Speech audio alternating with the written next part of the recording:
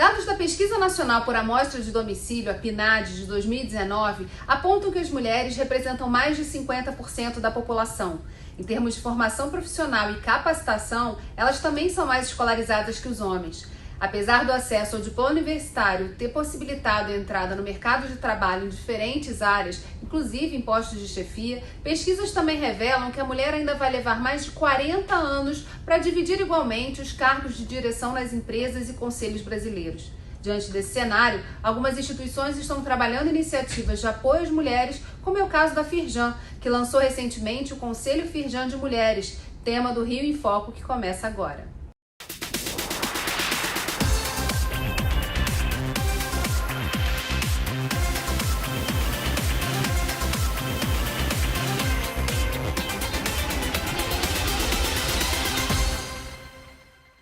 Está aqui comigo a presidente do Conselho Firjan de Mulheres, Carla Pinheiro. Oi, Carla. Oi, Geisa. Que bom estar aqui. Carla, conta um pouquinho sobre o projeto do Conselho, como ele surgiu e da importância, né, da Firjan também sediar um espaço exclusivo para discutir as questões da inserção das mulheres, principalmente em cargos de chefia, mas quais são as agendas, as pautas, o que está no radar aí do Conselho? Então, essa iniciativa, né, de montar o conselho veio aí, não só, não partiu só de mim, mas também de algumas outras mulheres que compõem a base da Firjan e até mesmo do nosso presidente Eduardo Eugênio, nessa questão que, principalmente no mundo industrial, né, você ainda vê uma participação muito discreta, né, das mulheres, tanto no cargo de direção como no chão de fábrica. Vem mudando, mas assim, o ritmo não é o ritmo desejado. Então, a gente percebeu que a gente precisa acelerar essa agenda e a gente precisa fazer entregas também para as empresas, né, para as indústrias que estão na nossa base, porque é uma pauta que não tem retorno, né? Então, ou seja, na capacitação, na questão cultural de dentro das empresas. O Conselho, ele pretende principalmente trabalhar, Geisa, em 3 bases, né? A base do empreendedorismo feminino, seja ele para empreender de fato ou para empreender no mercado de trabalho, né, dentro das indústrias, e na alta administração pública e privada. Aí a gente está falando dos conselhos de administração e das mulheres na política. Então, a gente viu que a Firjan ela precisava dar esse passo.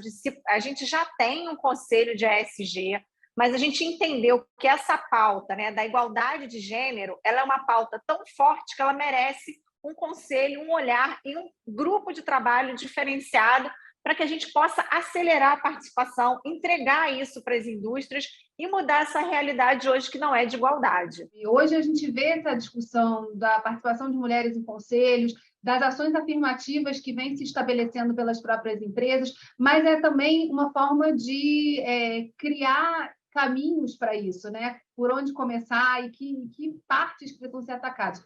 No caso específico da capacitação, como que vocês vêm trabalhando isso e de que forma, né, o Conselho pode ajudar a acelerar esse processo? Então, a gente já fez uma ação, né? A gente tem diversas ações com algumas empresas, tá? Que a gente já fez treinamento, capacitação para empresas dentro da própria empresa ou fora. E a gente tem um exemplo muito bacana aqui no município do Rio de Janeiro, que a gente fez em parceria com a Secretaria da Mulher, que a gente fez o Elas na Indústria. Então, a gente capacitou mulheres em profissões que são redutos, que são basicamente masculinos, né? Soldadora, eletricista automotivo e várias outras profissões, mostrando que a mulher pode estar onde ela quiser e que ela efetivamente tem entregas. Quando você tem um ambiente heterogêneo, quando você tem um ambiente diverso no trabalho, você consegue, a gente está aqui não só debatendo uma pauta social de igualdade, mas a gente está mostrando que isso se reverte em números, né? Se reverte em eficiência, eficácia, competitividade, no ambiente de negócios mais saudável, né? E também você entender esse público que está no mercado, o que ele está demandando. Porque não adianta você ter só homens brancos, hétero, classe média alta, pensando em serviços e produtos numa sociedade tão diversa como a que a gente vive. Então, isso também se reflete em números e se reflete em competitividade nas empresas. O lançamento do Conselho das Mulheres, que foi na Casa Firjan, que foi a palestra da Rosisca, em que ela falou sobre essa questão do posicionamento da mulher, que não deveria ser um posicionamento de ocupar o espaço do homem, mas de buscar um espaço específico, levando em consideração as características femininas, que são diferentes das masculinas. Esse é um desafio muito grande, né, Carla? Como que você observa que isso se manifesta no espírito e na formação desse conselho? Então, acho que esse conselho, ele tem, o espírito dele não somos nós contra eles, somos nós com eles, e nós somos diferentes, sim. E pelo fato da mulher ser diferente do homem, o olhar tem que ser diferente. Não adianta você ter um olhar padronizado, né, para a inserção dessa mulher no mercado do trabalho, para o aumento da participação dela na liderança, principalmente, Geisa, o que a gente vem observando é que esse olhar diferente é que vai fazer a mulher se interessar pelos conselhos públicos, privados e pela política pública. Né? A mulher tem que ver propósito, ela tem que saber o que ela está fazendo ali. Né? Então, você nos deu o prazer de participar da nossa primeira reunião do Conselho, que, aliás, foi uma reunião maravilhosa, só tenho a agradecer todas aquelas mulheres maravilhosas que estavam ali. Então, por exemplo, a gente precisa de mais mulheres no Conselho de Administração, porque é dali que partem as políticas privadas, da organização. Né? Mas a mulher tem que entender o que ela está fazendo ali. Então, o primeiro passo é a gente montar essa capacitação e montar essa rede de mulheres que vão se puxar aí para esses conselhos, para a gente ver essas políticas privadas sendo colocadas para a base. Aí você vai montando a base e você vai diminuindo esse tempo de 30 a 40 anos para a gente atingir a igualdade. A gente está falando da igualdade de gênero e esse é um tema também colocado na Agenda 2030, a Agenda dos Objetivos de Desenvolvimento Sustentável, já absorvendo essa visão de que é necessário um olhar diverso na direção, na liderança das grandes mudanças que precisam acontecer. E aí eu acho interessante, né, queria que você falasse um pouquinho sobre isso, sobre esse diálogo da temática com o ESG, ou a ESG, como as pessoas chamam também, que é justamente a forma de incorporar essa agenda ambiental, que tem a ver com também econômica e social nas empresas. Então é aquilo, né? A gente precisa, para a gente chegar em 2030, a gente tem que começar, a gente tem que ter 2022, 2023 e por aí vai. Né? Não vai acontecer nada de mágico para que a gente chegue de repente em 2030, né? A gente já conversou bastante sobre isso. Então, acho que essa temática é a temática da gente sair do papel, né? E ir para a prática. E principalmente combater essa questão de estar apenas no discurso. Como a gente sai para o discurso? Eu acho que a forma mais fácil da gente sair do discurso é a gente não reinventar a roda. Já tem muito diagnóstico feito, já tem muita ação, já tem muito grupo. Né? A gente precisa se plugar nessa rede, nessas redes já existentes, e a gente entender qual a nossa competência enquanto federação de indústria e aquilo que a gente já pode oferecer de projeto. Seja na capacitação, seja em cartilhas, em melhores práticas, em premiações que deem visibilidade, né?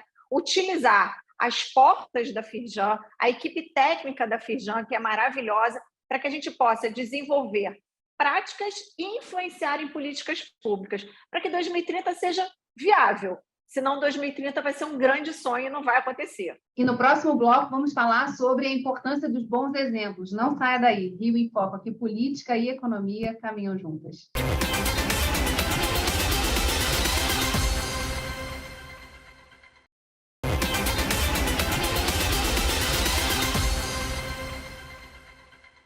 Pesquisa internacional publicada na revista Harvard Business Review mostrou que durante períodos de crise as mulheres são líderes melhores que os homens. Nós vimos na pandemia uma série de demonstrações de como mulheres à frente, né, desse desafio de pandemia conseguiram responder rapidamente a demandas, né, e principalmente ao que a sociedade precisava naquele momento. Na sua experiência como líder de sindicatos, associações, da própria Firjan, o que é que diferencia essa forma de agir e esse perfil de liderança que as mulheres possuem? Eu acho que durante a pandemia a gente teve uma grande demonstração eu acho que é mais do que resiliência, da obstinação feminina, né? Então, a mulher foi aquela que ela não parou, ela não ficou ali sentada para ver o que ia acontecer e efetivamente ela empreendeu, né? Muitas, a grande maioria informalmente, né? Você tem a questão da alimentação, dos cuidados, né?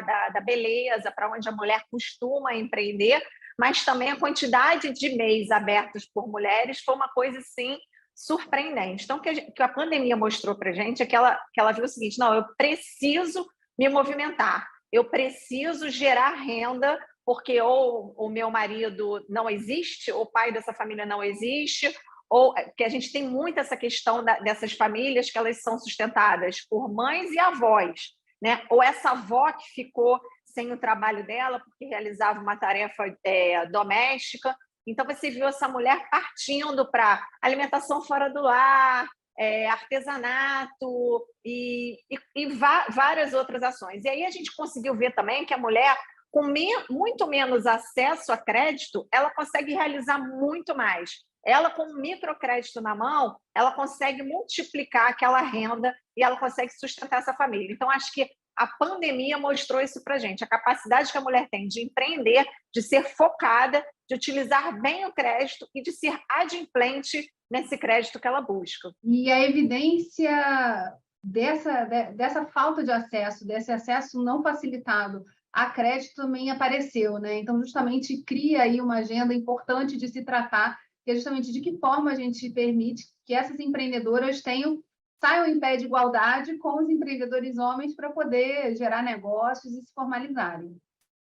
Sim, eu acho que um grande passo que foi feito é que a maioria se bancarizou durante a pandemia, então passa a existir para o sistema bancário, e aí na nossa pauta, na nossa agenda, está essa questão do crédito voltado para as mulheres. A gente já tem até uma parceria com o Banco Grande, que já faz um programa para elas, e que já consegue entender que a mulher é um risco menor, né? É tudo que o banco quer, né? Porque o banco não vai fazer caridade para ninguém, a gente sabe disso. Então, o crédito emprestado à mulher empreendedora, ele gera um resultado melhor para o banco, uma inadimplência menor. Então, a gente quer, nessa questão das boas práticas, a gente poder levar para mais mulheres que existe essa possibilidade, que já existem alguns caminhos, e aqueles que não existem, a gente quer multiplicar. E aí, falando especificamente sobre o acesso à informação, sobre esses programas que estão sendo desenhados e que precisam chegar até a ponta, o que é importante na sua visão, né, de estabelecer como prática e como ação para que essa informação chegue a mais mulheres e que elas possam se sentir mais fortes aí para poder enfrentar as dificuldades, principalmente entrar no mercado, né, e se tornarem competitivas? Eu acho que existem algumas ações. Eu acho que a elaboração de cartilhas, a divulgação, a comunicação, ela é muito importante. Mas essa questão da gente trabalhar em rede, para que, por exemplo, existem organizações que trabalham mais dentro da comunidade, existem outras que têm mentoria em empresas. Então, a gente conseguir trabalhar em rede e fazer com que a comunicação seja mais difundida, né, entre todas essas entidades que já trabalham essa pauta, vai levar a que essas informações cheguem mais na ponta. Então, acho que o mais importante que eu vejo hoje, entendeu, Geisa, é a gente conseguir conectar as ações e a gente conseguir divulgar e que cada entidade que esteja plugada nessa pauta realize aquilo que é a sua maior força, sem reinventar. O que é interessante dessa visão, né, que está na base dela a questão da cooperação. Não é mais a competição, vou ser o melhor conselho, mas o conselho que mais integra ações já existentes. E como é que tem sido esse trabalho de identificação dessas redes e da ativação desses relacionamentos? Como é que tem sido esse trabalho de bastidor que você, como líder do conselho, faz para justamente identificar essas ações e poder conectá-las? A Firjan, ela já tem por si só acesso a uma infinidade de entidades que trabalham em pautas semelhantes. Então, só por a gente estar ativando, né, essas parcerias, a gente já consegue montar uma rede bem diversa. E o conselho é uma grande ferramenta. Por quê? Porque ele é composto por mulheres de diferentes localidades, a gente tentou cobrir o estado inteiro. Todos os setores praticamente que fazem parte da base da Firjan também estão ali representados, e mulheres que possuem já alguma experiência nesse tipo de ação. Então, a gente está usando tanto a capilaridade da própria Firjan dentro e fora do estado, e o Conselho de Mulheres já trabalhando matricialmente com os outros conselhos temáticos da casa, né? Porque, assim, eu digo que dentro do Conselho de Mulheres cabe tudo. Cabe a pauta econômica, cabe a pauta tributária, cabe o ESG, cabe a competitividade. Então, todos os nossos conselhos cabem dentro do Conselho de Mulher. Então, o Conselho de Mulheres, ele é um conselho que ele vai pautar os outros conselhos, né? Ele vai cutucar os outros conselhos. E isso vai fazer com que a gente tenha uma capilaridade bem bacana. Então, acho que o principal objetivo, o nosso marco número 1 do trabalho, é entender tudo aquilo que a gente tem de força, acessar, tentar partir já para as ações de curto prazo, para que 2030 seja um ano maravilhoso para a humanidade, né? Então, o que a gente já pode fazer agora, pensando já no médio e longo prazo? Outras federações da indústria do Brasil já começaram a discutir essa questão dos conselhos para mulheres? Então, apenas a Fiesp que tem o Conselho de Mulheres, né, que é o CONFEM. E também é um conselho recente, sabe, Geis? Ele começou em outubro do ano passado, basicamente, agora ele passou por uma reestruturação. Então, é um conselho recente que está super receptivo, querendo trabalhar muito com a gente, quer ser a mesma coisa, não tem essa questão de Rio e São Paulo. O que eu acho mais bacana é você ver que existiu uma transformação na própria cultura das mulheres que vivem no mundo corporativo. Porque o que eu digo é o seguinte, antigamente, o espaço para a mulher era tão pequeno, que elas acabavam competindo entre si. O teto de vidro realmente não deixava passar ninguém. Então, quando alguma passava, ela ficava receosa. Meu Deus, eu não posso deixar mais nenhuma mulher chegar aqui porque eu sou a musa, né? Eu sou a única, eu estou aqui. E isso foi uma coisa que foi desfeita maravilhosamente, né, para todas nós. Então, o que a gente vê hoje é efetivamente quando você tem uma mulher que chega num ponto de liderança, ela quer puxar outras. Se ela puder, se ela tiver na base dela, se tiver aquela competência ali, ela vai puxar outra mulher para aquele local.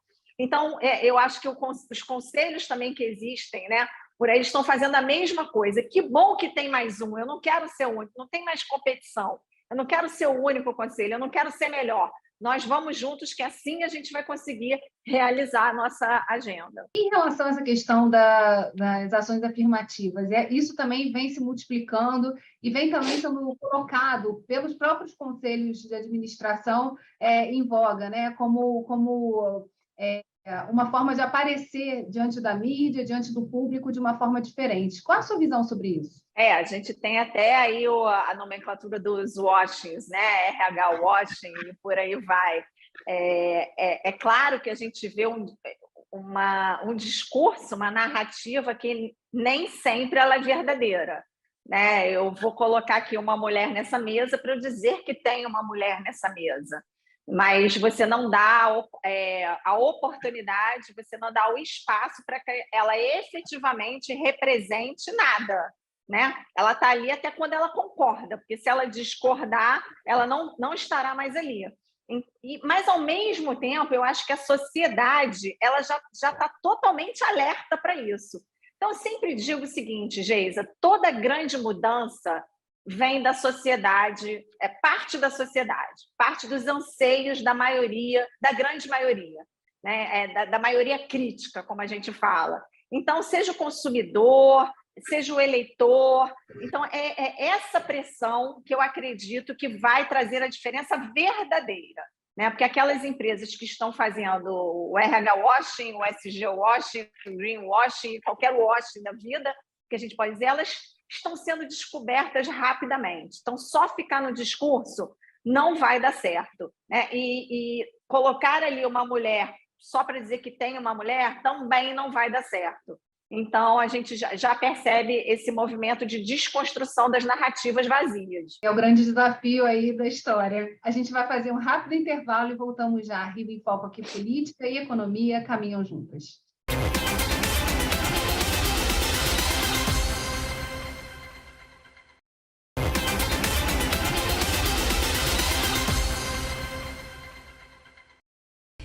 volta com Carla Pinheiro para falar sobre o Conselho Firjan de Mulheres. Atualmente, 38% dos cargos de liderança no Brasil são ocupados por mulheres. De acordo com um estudo publicado pela Firjan, 43 anos é o tempo estimado para que as mulheres passem a assumir igualmente cargos de direção nas empresas, ou seja, no ano de 2065 nós vamos ver isso acontecer. A gente já falou dessa data aqui, desse tempo, como um tempo muito longo, né? E das ações que precisam ser feitas para que a gente possa encurtar essa história, levando em consideração a quantidade de mulheres capacitadas que a gente tem para poder ocupar esses espaços. Mas, para além da capacitação dos títulos, etc., é preciso uma capacitação específica também para cargos de liderança. Como que a gente pode trabalhar isso também a partir das discussões do Conselho? Eu acho que uma coisa que as empresas não vão conseguir fugir, já não estão conseguindo fugir no momento, né? As empresas que efetivamente querem estar em uma pauta de inovação, sobreviverem às mudanças que são cada vez mais aceleradas, é a capacitação indoor, né? As empresas hoje, cada vez mais, elas são as grandes agentes de educação, de transformação na educação. Então, o que eu acredito é que isso tem que partir da própria empresa, de capacitar a sua base, e aí você vai ter mulheres brancas, mulheres negras, você vai ter uma diversidade na sua base, né, com competência para atingir esses cargos de liderança. Se você falar, não, porque o que a gente mais ouve, né? Eu queria tanto uma mulher, mas eu não encontrei. Isso é uma grande falácia, é uma grande mentira, né? Se você pegar até nas ciências exatas, né, que são uma grande representação, eu sou engenheira elétrica, imagina, fui quase uma das únicas mulheres, todo mundo sabia meu nome, quem eu era. Hoje não é mais assim. Hoje, quando você pega aí o nível superior, qualquer ramo que você vá, tem mais de 50% de mulheres. Engenharia tem mais de 50% de mulheres se formando e já tem tempo. Então, você já tem mulheres capacitadas para ocuparem esses espaços. Cabe às empresas também valorizar essas mulheres e também capacitá-las, seja no trainee, seja na gerência, seja na alta administração. E aí o que eu digo é o seguinte, nos cargos executivos a gente já até caminhou, sabe, Geisa? Você vê esse 38, vai aumentando aos pouquinhos. Eu acho que o grande problema dessa virada é a gente chegar no conselho, que é onde vem o resto todo, né? Vem para baixo, aí e começa a puxar. E no conselho, a gente não consegue passar dos 14%. Ele, inclusive, diminui. Às vezes, eles vêm para 12%, 11%, depende aí da maré. Mas eu acho que essa é a barreira. A partir do momento que você tiver nos conselhos de administração uma equidade de gênero, você consegue fazer com que aquela empresa efetivamente dê chance a todo mundo que está naquela base, que já é diversa. E dentro disso, né, há uma série de caminhos para atingir os conselhos, mas tem capacitações específicas que ajudam nesse caminho. Como também aumentar essa base, né? Porque necessita de um investimento da identificação desse perfil que pode assumir esse espaço no conselho. Como fazer isso? Como equilibrar esse espaço de entrada, né? Também que é tão importante. Eu acho que, mais uma vez, a capacitação é tudo, porque essa mulher que já está hoje como líder, né, ela precisa entender o propósito e a importância de participar de um conselho de administração. Voltando àquela conversa que nós não somos iguais a eles, as mulheres e homens são seres diferentes, as mulheres não vão ficar numa reunião de conselho simplesmente para beber um uísque e fumar um charuto. Elas vão para casa, elas vão botar seu filho para dormir, elas vão cuidar do seu lar, elas vão fazer outras atividades. Então, eu acho que a importância se capacitar para que elas possam entender a importância de estar naquele espaço e querer continuar, porque muitas vezes a mulher chega lá e fala, eu não quero isso, essa conversa aqui não é para mim, porque isso aqui não dá em nada, ou então eu não sou respeitada, eu não sou ouvida, eu sou uma voz única, porque dentro dos 14% você pode imaginar que muitos conselhos ou não tem mulher, ou quando tem uma.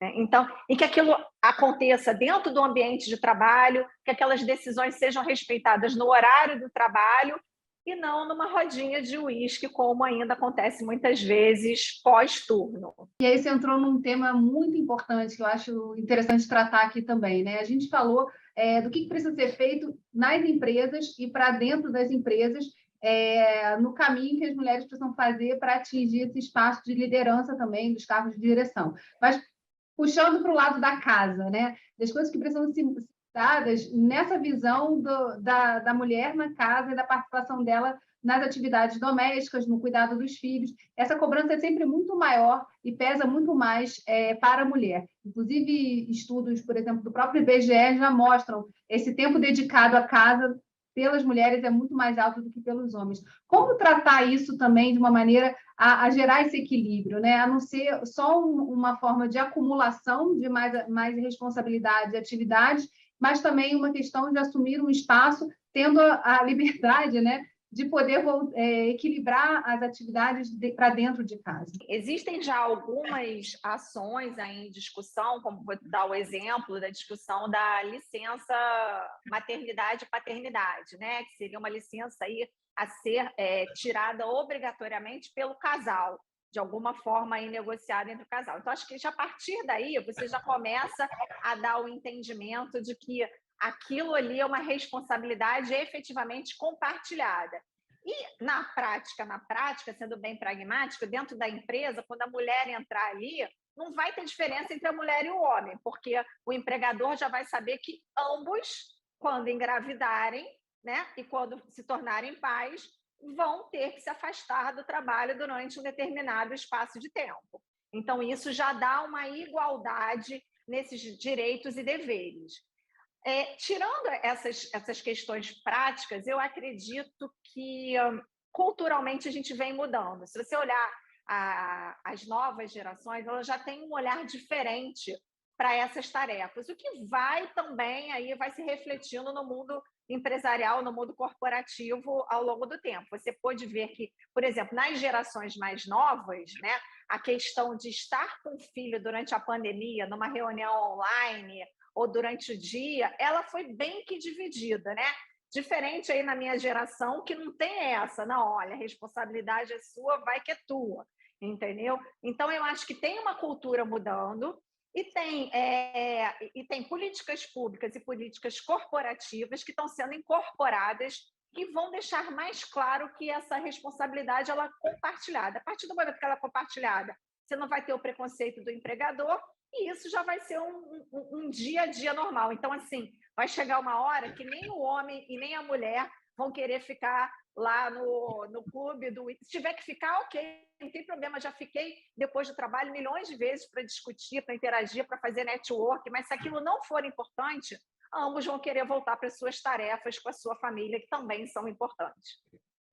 Outro dia até teve um caso interessante, né, de um advogado que levou um filho para o tribunal. Ele estava esperando o momento da sessão da audiência dele, e aí inverteram a pauta para que ele pudesse falar e levar de volta o filho de 1 ano e pouco para casa. E aí, naquele momento, ele mesmo falou, eu já vi muitas crianças serem trazidas, mas normalmente por mulheres. Eu não me lembro de ter tido um outro caso semelhante de um homem levando o filho e defendendo um caso numa sessão dentro do tribunal. Mas isso também já mostra, já é uma demonstração, né, de que está acontecendo, né, que você mesma trouxe aqui, de que as gerações já estão reequilibrando essa questão da maternidade, da paternidade, entendendo que isso se constrói de forma participativa. Exatamente. A gente já começou a entrar nesse tema das políticas públicas nesse bloco, mas a gente vai continuar no próximo bloco, então não sai daí. Rio em Foco aqui, política e economia caminham juntas.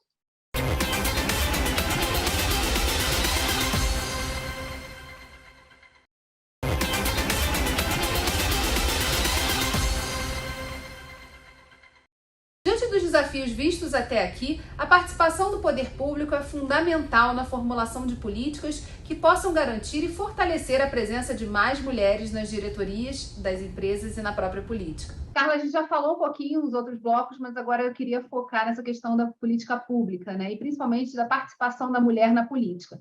Nessas eleições de 2022, a gente já viu a entrada de 2 leis importantes. Uma sobre a violência política, né? Então punindo questões que possam diminuir e principalmente criar constrangimentos para a participação das mulheres na política, e a outra que é a questão da cota partidária e do fundo partidário, que significa que, para além dos 30% de mulheres como candidatas, elas também são as receptoras do fundo partidário, e então tem a questão do investimento, né, nas suas campanhas.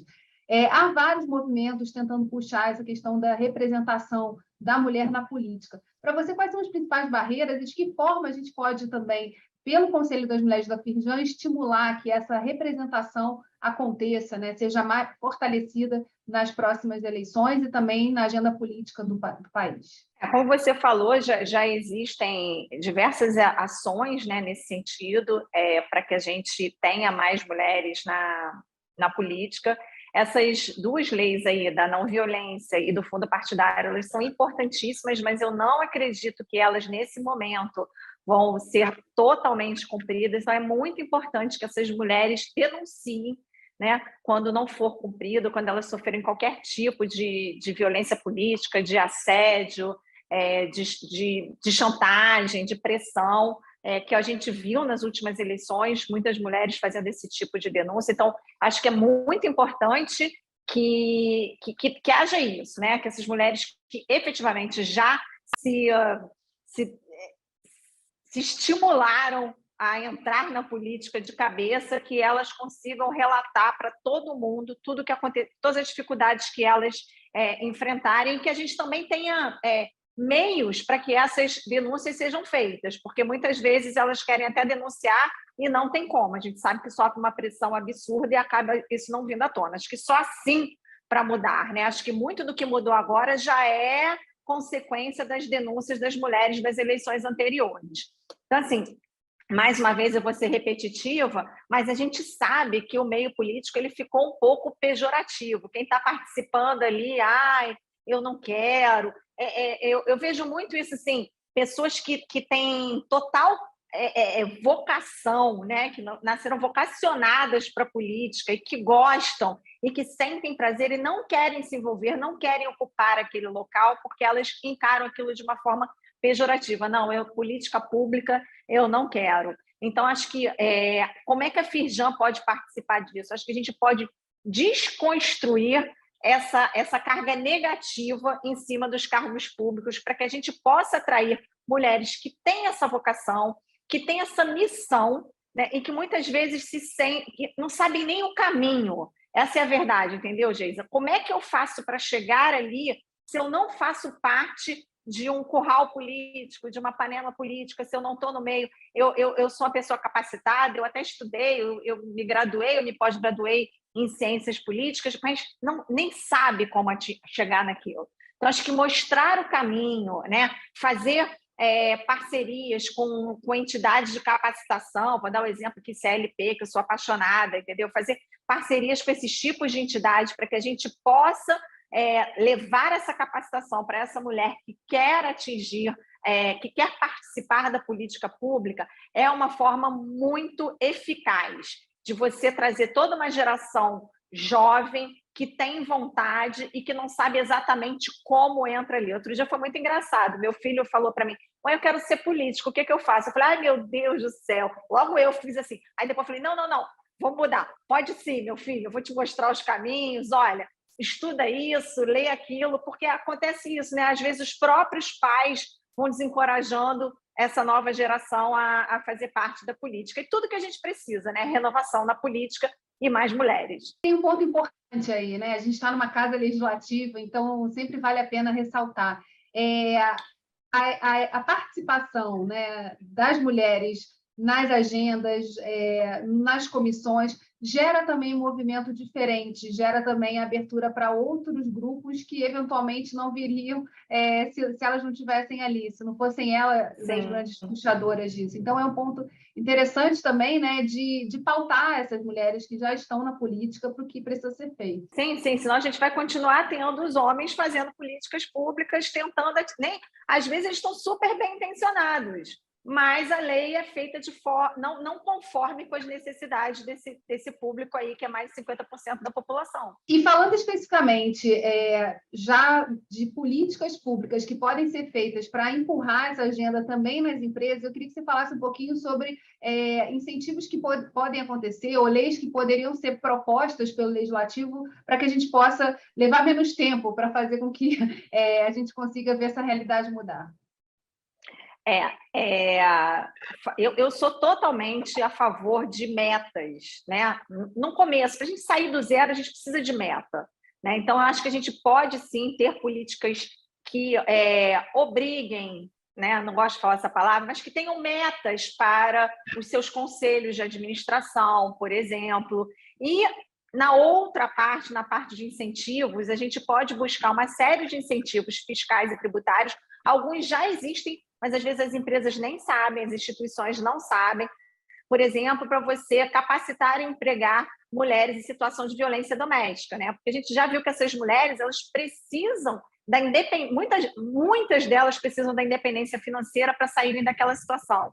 Então, a gente pode pegar e oferecer para as empresas, né, algum tipo de incentivo fiscal e tributário para capacitar e empregar essas mulheres. Então, eu acho que metas, incentivos e políticas públicas é um bom pacotão para a gente acelerar essa agenda. Como pode ser feito esse trabalho de influência, né, do Conselho junto aos tomadores de decisão e a quem faz essa política pública? A Firjan já tem uma grande interlocução, né, na Alerj. A gente já até começou algumas conversas sobre isso. Então, eu acho que é entender o que pode ser feito junto à Alerj, né, o que é viável, o que é possível, dentro da necessidade urgente que a gente tem para acelerar essa pauta. E aí, eu queria que você falasse um pouquinho sobre próximos passos, né? Já teve uma primeira reunião de planejamento.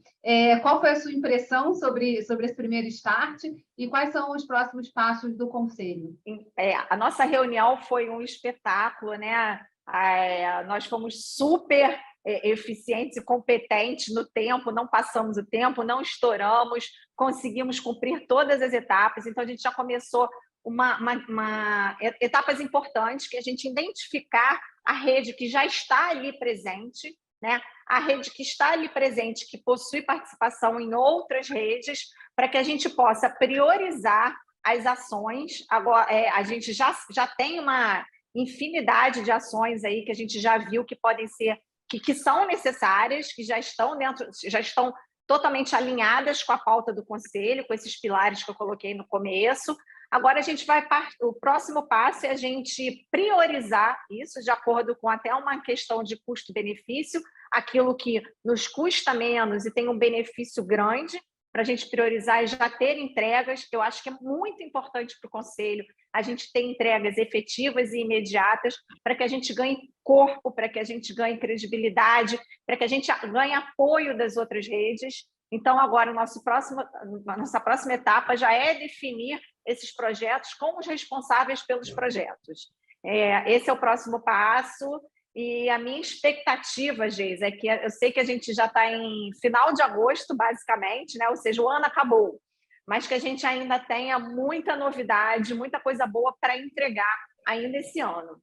Tem um ponto muito importante, né, Carla, que é quando a gente começa, dizem, né, já os sábios gregos já diziam, que a parte mais difícil é dar o primeiro passo. Então, com o primeiro passo, a gente já tem 50% do movimento e a possibilidade de manter essa roda girando. Então, acho que a aceleração ela é possível pela quantidade já identificada, né, de potência que existe no Conselho e no que pode ser feito. Eu desejo toda sorte, tenho o prazer de estar participando dessa empreitada e de poder também colaborar, trazendo aqui para a Assembleia Legislativa dentro das discussões do Fórum, mas também criando também esses espaços de discussão com vocês para poder justamente contribuir no que a gente pode sugerir, né, de mudança para a sociedade. Então, é um movimento muito interessante Mas mais do que isso, do que um movimento, é um foco na ação que gera transformação, né? Gera essa possibilidade de aceleração. Então, parabéns aí pela sua missão e sorte, e basicamente, assim, que a gente possa voltar aqui para contar mais sobre as grandes conquistas que esse conselho vai fazer aí na casa. Geisa, eu que agradeço, assim, ter o privilégio de ter você no conselho, né? É um luxo para a gente ter você no conselho. Além de você, Geisa, com tudo que você já faz nessa pauta de mulheres aí, mas encurtar esse caminho com a Alerj, que é tão importante para a gente para realizar muita coisa.